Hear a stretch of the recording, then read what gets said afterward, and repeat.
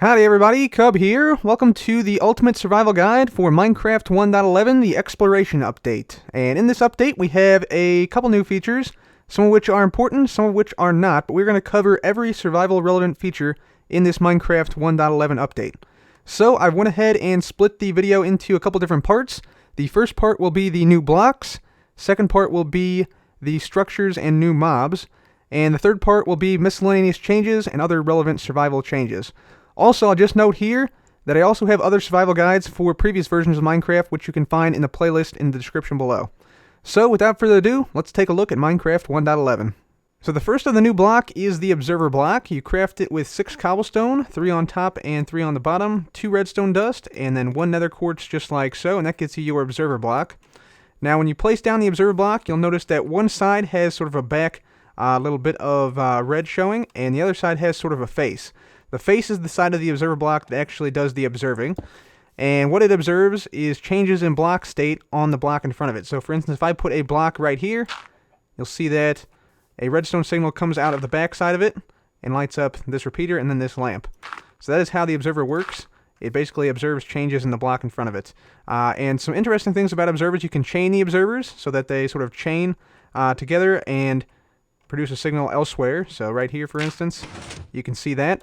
They also produce a 1-tick signal at the current time so that they leave a block when powering a piston here. And they also strongly power blocks and give out a signal strength of 15, as you can see right here. The next new block we'll be taking a look at is the shulker box, and it looks like this. You can open it up by right-clicking it, and you see you have a space to store things in your shulker box. Now you might notice that these look kind of like the shulker mobs found in the end dungeon cities, and that is for a good reason. It's because now if you go ahead and kill these shulkers here, so let me just go ahead and kill one of these guys here, you should see, if we kill 2 of them, at least one of them will drop a shulker shell. So let's see if we can see this here. There we go, shulker shell. And you use these shulker shells to actually craft up the shulker boxes, and the recipe goes like this. So you need 2 shulker shells, so 1 on the top, 1 on the bottom, and a chest right in the middle, and there you go. Get your shulker box. Now these things are very versatile. Let's take a look at what they can do. So this shulker box is a very, very useful item. Let me show you why.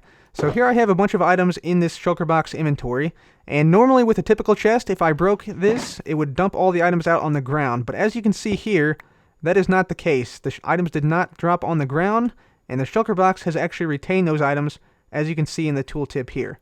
Now if I go ahead and place this back down, all the items are just as they were. I can move stuff around, I can add stuff to this, and you will see that if I break it and place it back down, all the items remain exactly as they were. So that is very, very useful. It allows you to carry a lot of items with you throughout the world. Shulker boxes come in all different colors, so the way to basically color them is to just go ahead and grab a die, get your shulker box, place it in the crafting table with your die of choice, and voila, you now have a different colored shulker box. Very nice, very nice. Now there's also a few other properties of shulker boxes you need to be aware of. One is that they can be dispensed from dispensers here. So here I have a button dispenser, dispenses the shulker box right there on top of it, and this does work in all 4 cardinal directions. And then we have a piston. Piston is going to break this shulker box, but the shulker box will remain with the same contents inside, as you can see here. So that's the shulker box, a very, very useful item. One other thing to note about shulker boxes is that the hitbox of the shulker box itself changes from 1 block tall to 1.5 blocks tall when you open it. You can see this by the fact that I'm moving up and down while I'm opening and closing the shulker box. And this is very important because it means that shulker boxes absolutely have to have a half a block gap above them to open. This is unlike chests. Chests you can have, half slab or stairs above them. Shulker boxes, they won't open if you have those things above them. And same thing here with the half slab. We put a half slab above there, can't open it. You have to have this half block gap between the shulker box and the next closest block. Now we're moving on to the new structures and the new mobs. So the new structure is actually what you see before you, the Woodland Mansion. It is a massive structure that spawns in the roofed forest biome.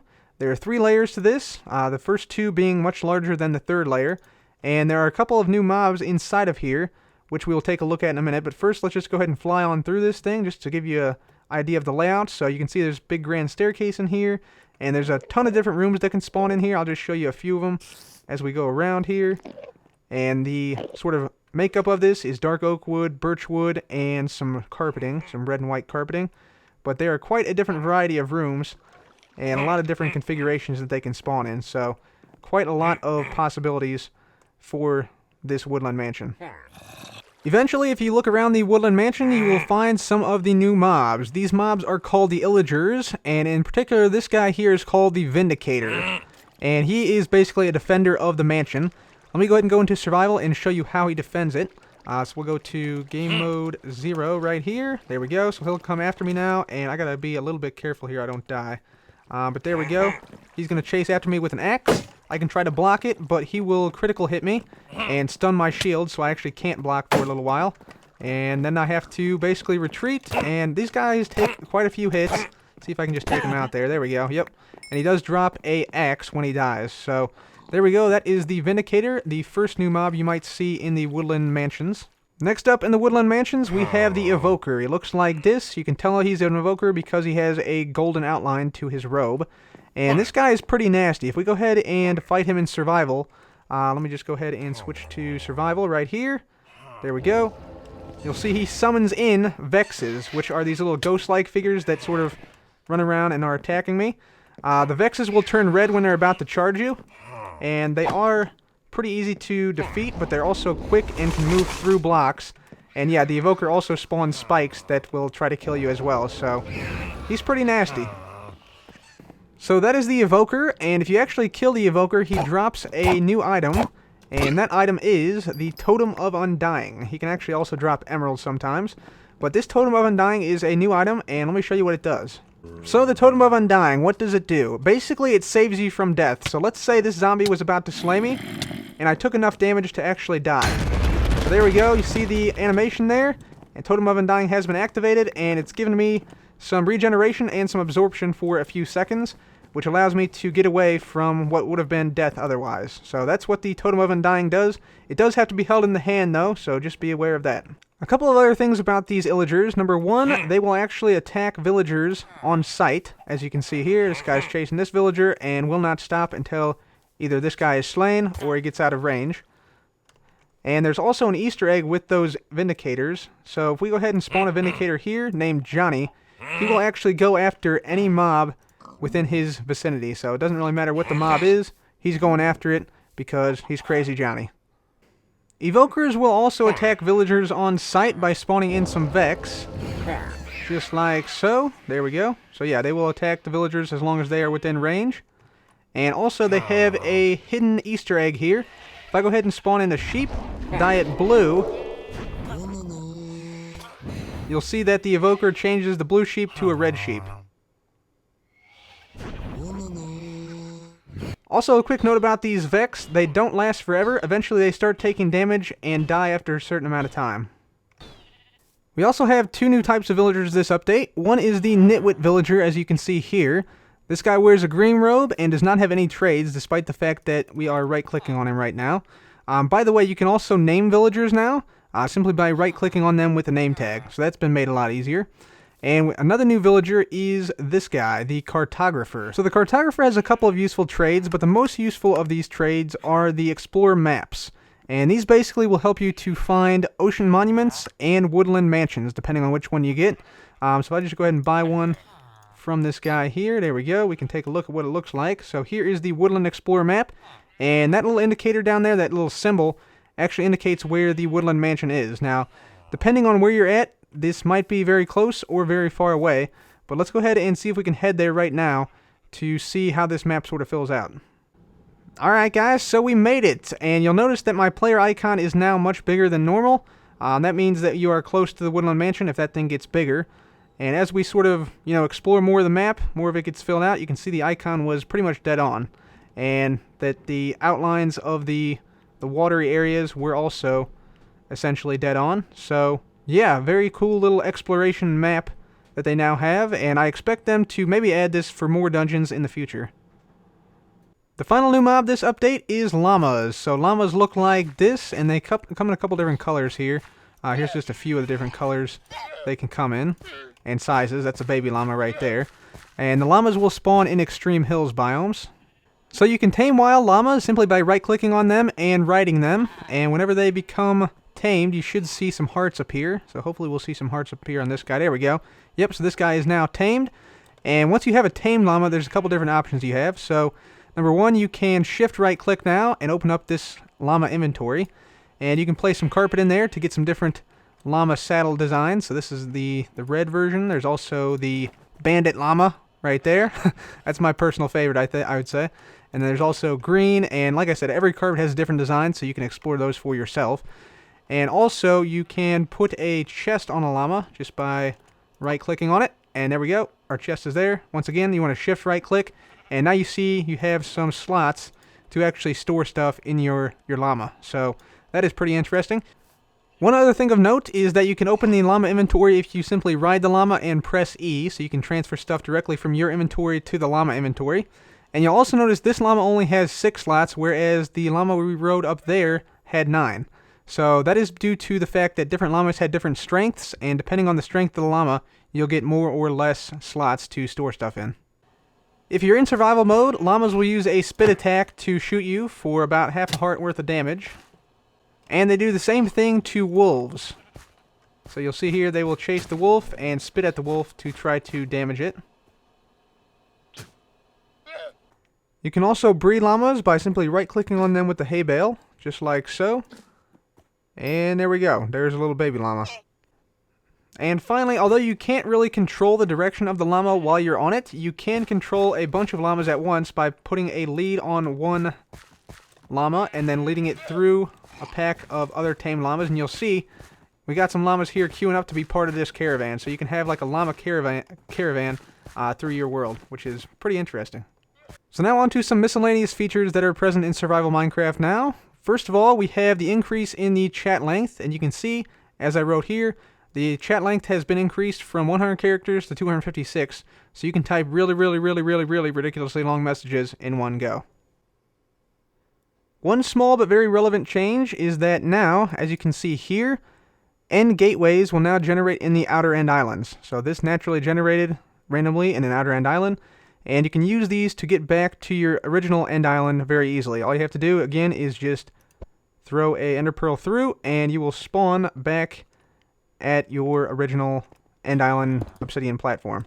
Mapping in Minecraft has also been updated to include the ability to map the end, so that is a very neat feature.